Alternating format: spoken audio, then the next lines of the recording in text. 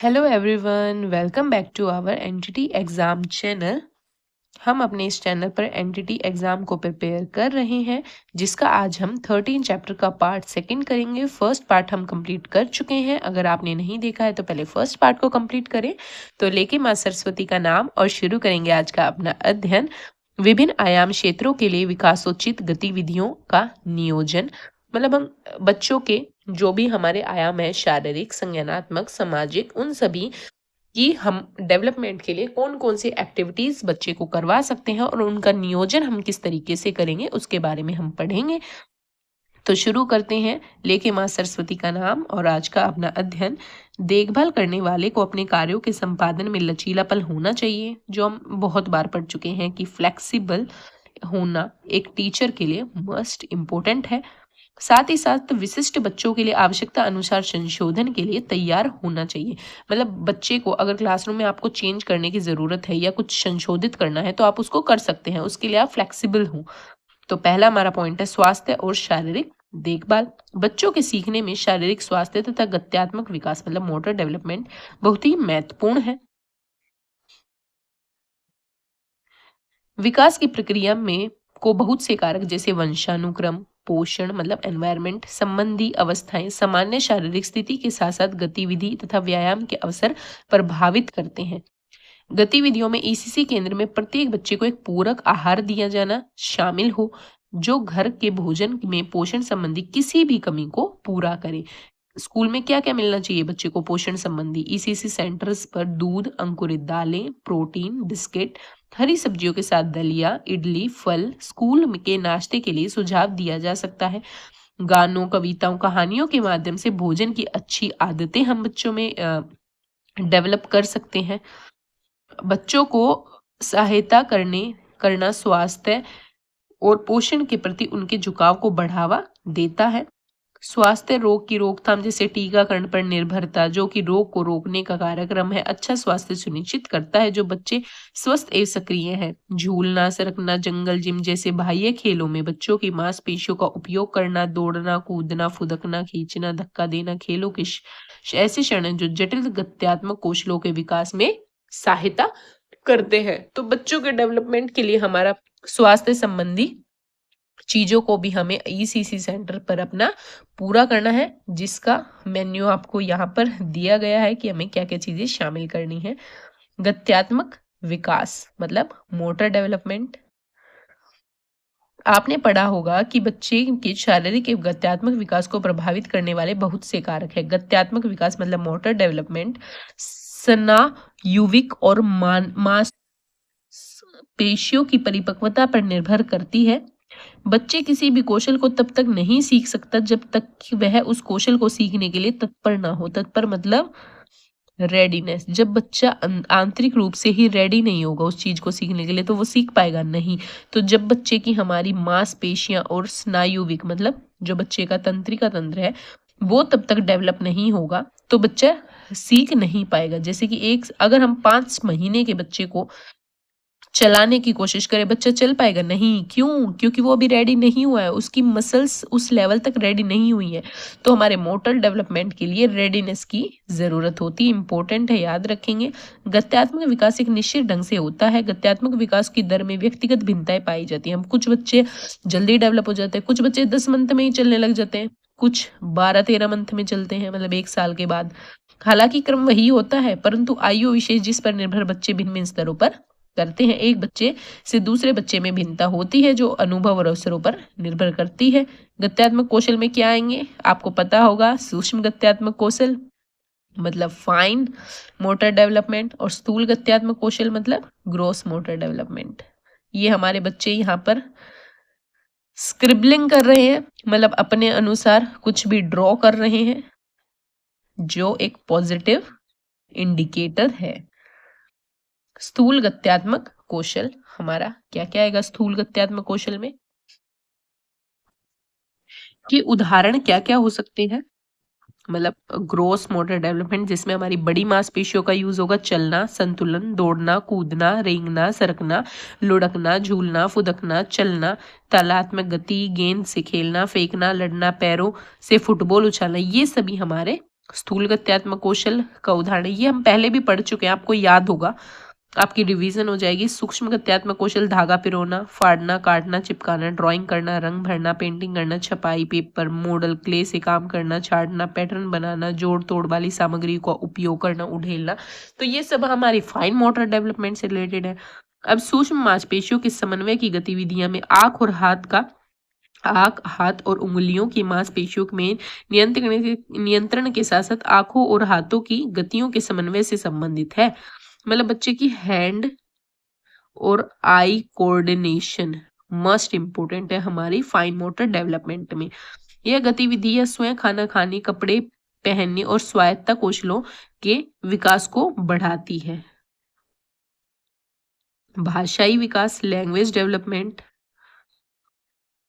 वही सारी बातें हैं, इन सब में आप पढ़ेंगे तो आपको इजीली समझ आ जाएगा। तो मैं पढ़ाती नहीं हूँ, आप खुद से पढ़ लेना पोज करके। उपयुक्त अनुभव तथा वातावरण से बच्चों के शब्द भंडार में नियंत्रण तथा तेजी से वृद्धि होती है। शिक्षित माता पिता उनके चारों ओर खेल, खिलौने, चित्र, कहानी की किताबें, अखबार तथा विविध प्रकार की वस्तुएं, गुणवत्तापूर्ण सुनने के अवसर, संवाद, कहानियां, कविताएं, गाने, वही सब कुछ हमारा लैंग्वेज डेवलपमेंट में आएगा।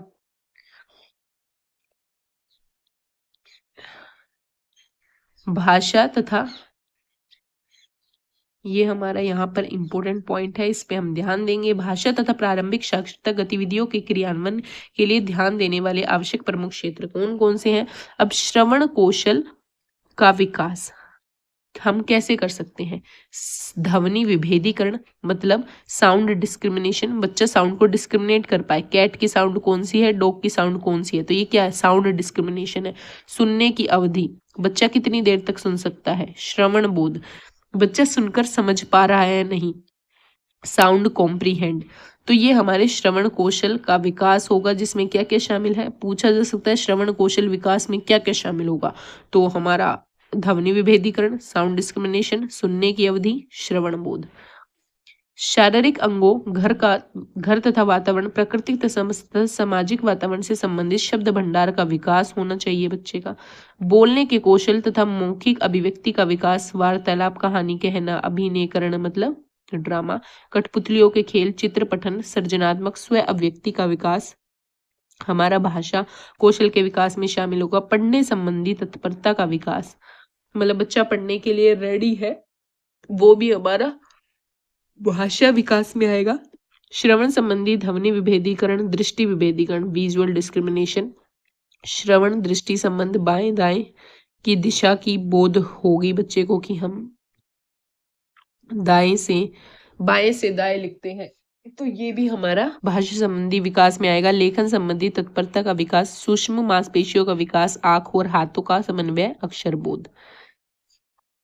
बच्चे कहानी सुनने और सुनाने, परियोजना थीम पर बातचीत, कहानी के पुनः स्मरण, सामान्य पहेलियां, समूह खेल, संगीत, संकेतों के सुनने और विचार को पूरा करने जैसी गतिविधियों में शामिल होकर अपनी भाषा का विकास कर सकते हैं। अब निष्पादन हेतु गतिविधियां हम कौन कौन सी करवा सकते हैं? क्रियाओं के साथ कविता पाठ, अभिनयकरण, रोल प्ले, कठपुतली के खेल, मौखिक अभिव्यक्ति, प्राकृतिक भ्रमण, घर, शारीरिक अंग, फल सब्जी से संबंधित शब्द भंडार का उपयोग करते हुए वाक्य रचना आदि सुनने, अभिव्यक्त करने एवं बोलने के कौशलों को विकसित करने के लिए जरूरी है। यह गतिविधियां 3 से 6 वर्ष के बच्चों के साथ, 6 से 8 वर्ष के आयु के बच्चों के साथ भी की जा सकती है।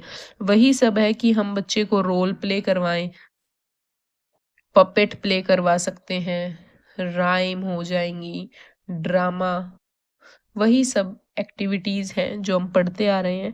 पढ़ने और लिखने संबंधी तत्परता का विकास हम कैसे कर सकते हैं? मतलब रीडिंग एंड राइटिंग रेडीनेस। तत्परता वह अवस्था है जब बच्चा बिना किसी संज्ञानात्मक और संवेगी दबाव के सीखने के लिए परिपक्व एवं तैयार होता है।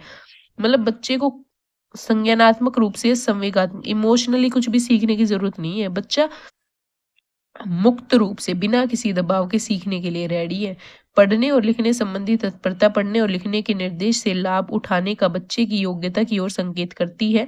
3 साल तथा उससे बड़े बच्चों के लिए दृश्य विभेदीकरण की गतिविधियों का आयोजन किया जा सकता है। इंपॉर्टेंट है, पूछा जा सकता है कि 3 साल या इससे बड़े बच्चों को हम दृश्य एवं विभेदीकरण की गतिविधियों का आयोजन करवा सकते हैं कि बच्चा देखकर डिस्क्रिमिनेट कर पाए। पढ़ने और लिखने संबंधी तत्परता की विशिष्ट गतिविधियों पर इसके अधिक बल देने की आवश्यकता होती है। जब बच्चा 4.5 या 5 वर्ष के होते हैं और इन गतिविधियों को करने के लिए तैयार होते हैं, वातावरण में उपस्थित विभिन्न ध्वनियों को पहचानना, वातावरण में उपस्थित विभिन्न ध्वनियों में भेद करना, शुरू की ध्वनि को पहचानना, तुकबंदी करना, अंताक्षरी मिलान करना, भिन्नों को पहचानना, अंतरों को छांटना, वस्तुओं और चित्रों की ध्वनियों के आधार पर वर्गीकरण करना। अब जैसे अगर आप ये पॉइंट्स नहीं पढ़ेंगे तो आपको लगेगा कि बच्चे को हम अंताक्षरी खिला सकते हैं, तुकबंदी करवा सकते हैं या भिन्नों को पहचानवा सकते हैं। नहीं, ये जब हम पढ़ते हैं तभी हमें मतलब समझ आता है कि ये चीजें भी हम बच्चों से करवा सकते हैं। 5 से 6 वर्ष के बच्चे सामान्यतः प्राथमिक स्कूल की पहली कक्षा में होते हैं। यदि वे ईसीसी केंद्रों में हैं तो उनके वर्णमाला के अक्षर, छोटे शब्दों का परिचय दिया जा सकता है। पूर्व प्राथमिक कक्षा में बच्चे वर्णमाला के अक्षरों से ध्वनि का मिलान कर सकते हैं। किसी भी वस्तु के नाम के पहले अक्षर की वस्तुओं के चित्र का मिलान कर सकते हैं। तो इस को आप पॉज करके पढ़ सकते हैं अपनी बेहतर अंडरस्टैंडिंग के लिए। लेखन संबंधी तत्परता हेतु सूक्ष्म मांसपेशियों का विकास, हाथ आंख का समन्वय, लेखन सामग्री का नियंत्रण, अक्षरों को पहचानना, गतिविधियां, आवश्यकता। जब बच्चा विकासात्मक अवस्था में हो तो उसकी उंगलियों और हाथों आंखों की मांसपेशियों को मजबूती एवं समन्वय की आवश्यकता होती है। उन्हें औपचारिक रूप से लिखना सिखाना उचित नहीं होगा। मतलब छोटे बच्चे को हमें लिखने पे ज्यादा ध्यान नहीं देना, स्क्रिबलिंग वो अपने अनुसार कर सकता है। संज्ञानात्मक विकास, कॉग्निटिव डेवलपमेंट। संज्ञान अपने आसपास के परिवेश को जानने तथा समझने की प्रक्रिया की ओर संकेत करता है कि हम अपने आसपास के एनवायरनमेंट को समझ पाएंगे। संज्ञानात्मक विकास आधारभूत कौशलों, अवलोकन, वर्गीकरण, क्रिया, क्रमबद्ध चिंतन, समस्या समाधान तथा तर्क शक्ति का विकास है, जो हमें वातावरण परिवेश को समझने में मदद करते हैं। वयस्कों द्वारा संवाद, क्रियाओं और निर्देशन द्वारा मध्यस्थता प्रदान करने से बच्चे जिज्ञासु बनते हैं और उनमें अन्वेषण और प्रयोग की इच्छा होती है। बच्चों की चिंतन प्रक्रिया में आयु के साथ साथ विकास होता है। बच्चे जब 3 से 6 वर्ष की आयु में संज्ञानात्मक विकास की पूर्व सक्रिय अवस्था में होते हैं, मतलब जो हमारी पियाजे ने दी थी प्री ऑपरेशनल स्टेज, वे अपनी सीमित दृष्टि से चिंतन करते हैं और धीरे धीरे तार्किक और अमूर्त चिंतन की तरफ बढ़ते हैं। यही है हमारे संज्ञानात्मक विकास में क्या आएगा कि बच्चा अवलोकन करेगा, वर्गीकरण कर पाएगा, क्रमबद्ध पैटर्न में लगा पाएगा, थिंकिंग, प्रॉब्लम सॉल्विंग, लॉजिक लगा सकता है। तो यही हमारे कॉग्निटिव डेवलपमेंट में आएगा। मतलब कहने की बात ये है कि आप अगर इन सभी चैप्टर्स को कंप्लीट कर लेंगे ना, लास्ट के चैप्टरों में सब कुछ मतलब थोड़ा थोड़ा सेम होता जाएगा, क्योंकि आपने पहले अपनी अंडरस्टैंडिंग डेवलप कर ली है पहले 10 चैप्टर्स में। तो आपको ये नहीं रहेगा कि आपका कुछ छूट गया। अगर एक दो पॉइंट्स भी आपको, अगर एक चैप्टर में आपको 2 पॉइंट्स भी ऐसे मिल रहे हैं जो आपके एग्जाम में आने लायक है, तो कोई घाटा नहीं है आपको उन चैप्टर्स को करने में। तो हर एक चैप्टर्स को करके जाए, सेम बातें लिखी हैं, आपकी अंडरस्टैंडिंग डेवलप हो रखी है, नो प्रॉब्लम, आपकी रिवीजन हो जाएगी, आपकी अंडरस्टैंडिंग और बेहतर हो जाएगी। आप एग्जाम में क्वेश्चन को 36 सेकंड से भी पहले टिक कर देंगे। तो मतलब वही है, एक्यूरेसी लेके आनी है, स्पीड लेके आनी है। आखिरकार 60,000 पैसे मिलेंगे आपको अपनी सैलरी में, तो वो ऐसे तो मिल नहीं जाएंगे, उसके लिए मेहनत भी करनी जरूरी है। अब कुछ बच्चे इस एनआईएस की समरी को पढ़ने में ही मतलब सोचेंगे क्या यार इतनी समरी पढ़ें, इतना सब कुछ पढ़ें। नहीं, बट जो इस मतलब प्रोसेस से होके गुजरेगा ना, वो ही यहाँ तक पहुंच पाएगा। अपने आप में बड़ी अचीवमेंट और जो रिस्पेक्ट मिलती है, पेरेंट्स को प्राउड फील होता है, अलग ही लेवल का है। संज्ञानात्मक विकास में ध्यान देने योग्य कुछ मुख्य क्षेत्र हैं। अब हम किन बातों को ध्यान देंगे? संवेदी और बोधात्मक विकास होता है हमारा, सेंसरी एंड प्री कैप्चुअल डेवलपमेंट। बच्चे अपनी ज्ञानेंद्रियों से सीखते हैं, मतलब सेंसेस से। सेंसेस हमारी आईज, नोज, टेस्ट करते हैं, हम फील करते हैं। ज्ञानेंद्रियों का प्रयोग जानने और समझने की प्रक्रिया का आधार है। ज्ञानेंद्रियों ज्ञान का द्वार है, इंपॉर्टेंट है, पूछा जा सकता है डीएसएसबी में।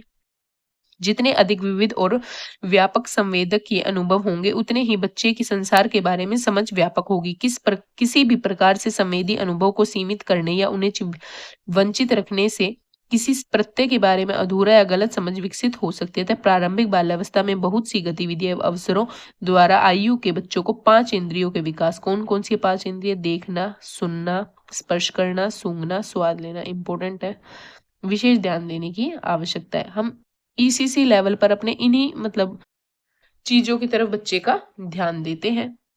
संज्ञानात्मक कौशलों का विकास हमें स्मृति और अवलोकन, वर्गीकरण, क्रमबद्ध चिंतन, समस्या समाधान, तर्क शक्ति शामिल है।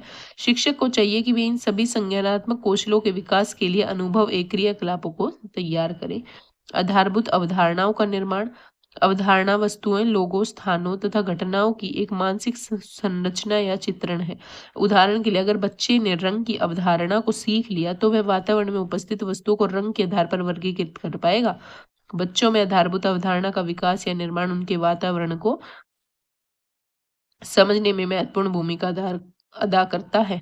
अब हमारा संख्या पूर्व अवधारणा, ये भी हमारे किस में आएगी? कॉग्निटिव डेवलपमेंट में। प्री नंबर कॉन्सेप्ट इंपॉर्टेंट है। यह अपेक्षा की जाती है कि बच्चा संख्या ज्ञान या पूर्व निर्माण संख्या पूर्व अवधारणा की दक्षता हासिल कर ले।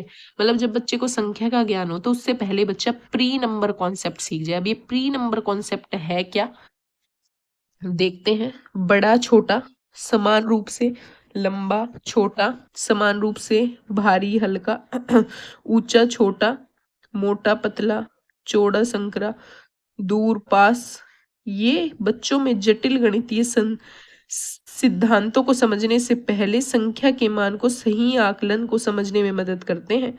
अगर बच्चे को संख्या पूर्व अवधारणाओं को सीखने से पहले उन पर गणित को जबरदस्ती थोप दिया जाए, मतलब पहले प्री नंबर कॉन्सेप्ट नहीं सिखाया और मैथ सिखाने लग गए, तो ये केवल उन्हें याद करने जैसा लगेगा। तो प्री नंबर कॉन्सेप्ट हमारा इंपॉर्टेंट है। ईसीसी लेवल पर बच्चों को नंबर कॉन्सेप्ट सिखाने से पहले संख्या अवधारणा से पूर्व अध्यापक के लिए बहुत ही सी संख्या तत्परता गतिविधियां प्रदान की जानी आवश्यक है, जिनमें संख्या पूर्व गतिविधियों के बाद के सभी संज्ञानात्मक कौशलों की गतिविधियां शामिल है। संख्या संप्रत्यय नंबर कॉन्सेप्ट। संख्या एक अमूर्त अवधारणा है। संख्या क्या है? एक अमूर्त अवधारणा है जो हमारे दिमाग में गिनने के बाद आती है। हम मन ही मन माइंड में ही गिनते हैं। निरपेक्ष मानों संख्या को चिन्ह, संख्याओं को गिनना तथा क्रम में लगाने के पदों में की संख्या की अवधारणा का विकास आदि पाठ्यचर्या के अंशों होने चाहिए। ईसीसी कार्यक्रम का आधारभूत तथा दीर्घ अवधि उद्देश्य छोटे बच्चों को गणित के क्षेत्र में खोजने के रास्ते खोलना, बच्चे संख्या को पहचाने क्योंकि उन्हें टेलीफोन पत्ते, स्पीडोमीटर, पृष्ठ संख्या, अखबार, कैलेंडर आदि पर देखना होता है। ये बच्चे इन सभी पर अपनी संख्या कॉन्सेप्ट का यूज कर पाते हैं। कैलेंडर पर डेट देख के, घड़ी में समय बताकर। वातावरणीय अवधारणाओं का विकास, ये सभी हमारा कॉग्निटिव डेवलपमेंट के पॉइंट्स चल रहे हैं। यहाँ से प्रीवियस ईयर क्वेश्चन पूछा गया था। बच्चे अपने वातावरण से सीखते हैं।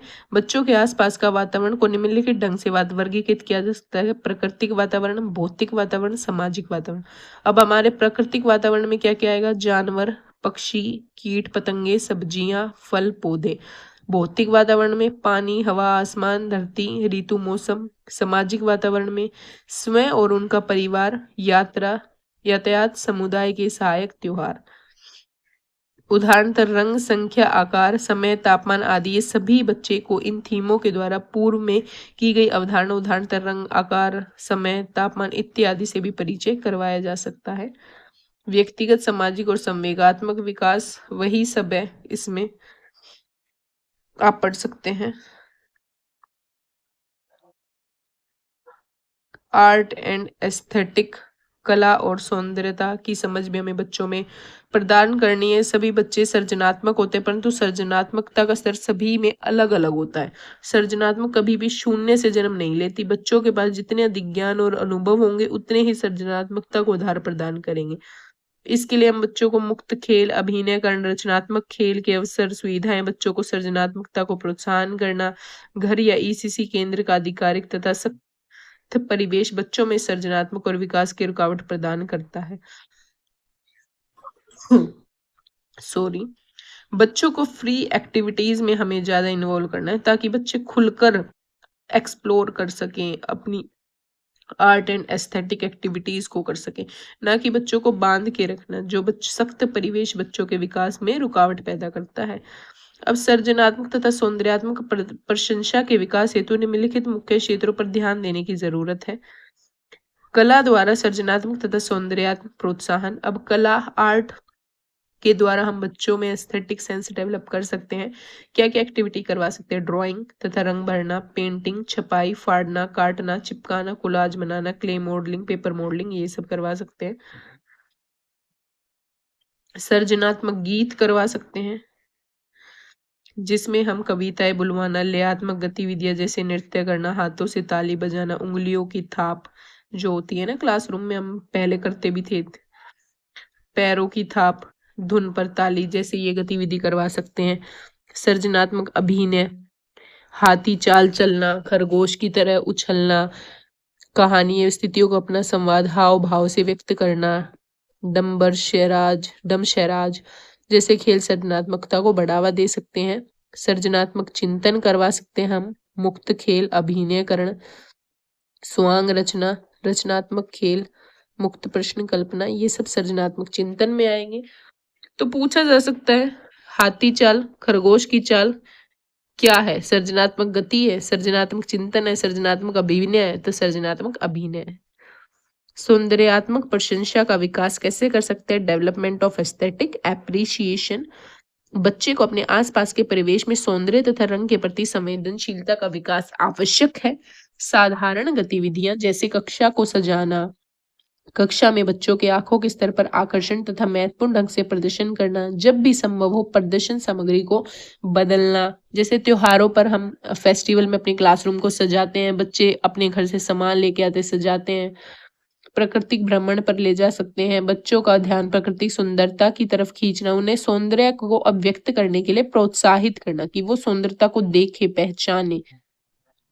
विकासात्मक बदलावों की पहचान और हस्तक्षेप, सभी बच्चे छूने, चलने, दौड़ने, कूदने और बात करने में समान होते हैं, फिर भी उनकी वृद्धि और भिन्न भिन्न तरीके से होती है। ये भिन्नताएं क्या है? विकास की गतियों में अंतर पर किस प्रकार बच्चों का अवलोकन किया जा सकता है? कब इन अंतरों पर ध्यान की जरूरत होती है?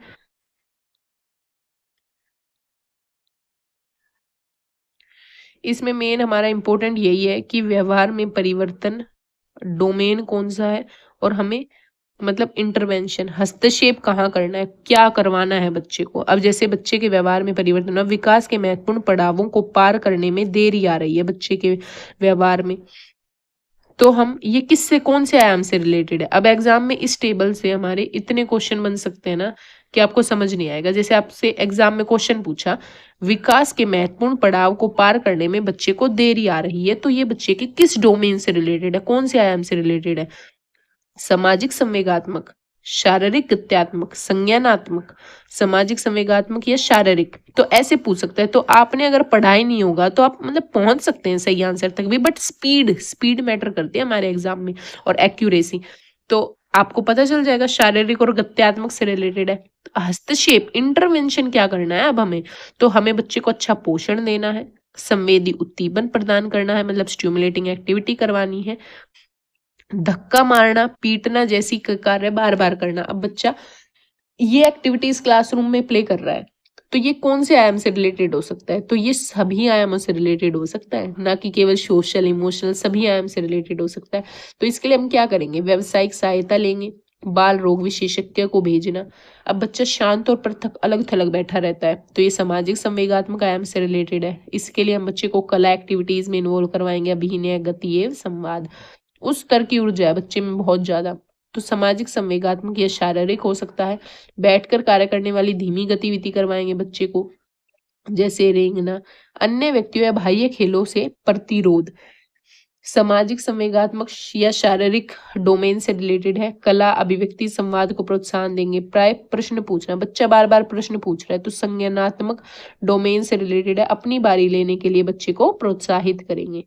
तो ये टेबल हमारी अगेन मोस्ट इंपोर्टेंट थी, इसको अच्छे से समझना, 2 बार पढ़ना, इजीली याद हो जाएगा, रटना नहीं है। हमारा चैप्टर कंप्लीट हो गया है, ये खुशी की बात है। हम अपने 13 चैप्टर्स को कंप्लीट कर चुके हैं। अपने आप में अचीवमेंट है, छोटी छोटी अचीवमेंट्स को इंजॉय करना है, तभी हम आगे बढ़ पाएंगे। अब आप यहाँ मतलब पढ़ सकते हैं इन सभी को, शॉर्ट फॉर्म में आपके पूरे चैप्टर की समरी दी गई है। ये इंपॉर्टेंट पॉइंट है। प्री स्कूल अवस्था में 3R क्या है? पढ़ना, लिखना, गणित, रीडिंग, अर्थमेटिक, राइटिंग का औपचारिक शिक्षण नहीं करवाना। प्री स्कूल पर हमें बच्चों को 3R का प्रोत्साहित शिक्षण नहीं करवाना। प्रत्येक बच्चा अनोखा है तथा अपनी जरूरत, अपेक्षा, योग्यता, रुचि सभी अलग अलग होती है। दिव्यांग बच्चों सहित सभी बच्चों के लिए समावेशी परिवेश की रचना करना महत्वपूर्ण है।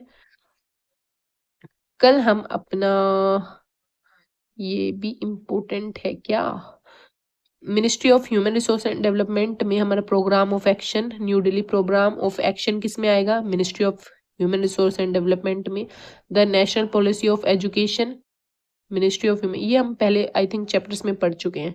हाँ, ये वहीं पे कवर हो गया था, सेम ही है। कल करेंगे आप अपना 14 चैप्टर। होप आप सभी को पसंद आया होगा, इंपॉर्टेंट पॉइंट्स का पता चला होगा कि एग्जाम में किस किस तरीके से हमारे क्वेश्चंस आ सकते हैं। So focus on your exam, be positive, माँ सरस्वती का ध्यान रखें, उन पर विश्वास करें। अगर आप मन लगाकर पढ़ेंगे तो आपको सफलता निश्चित मिलेगी। आज के लिए बस इतना ही, मिलते हैं नेक्स्ट वीडियो में। Enjoy your life.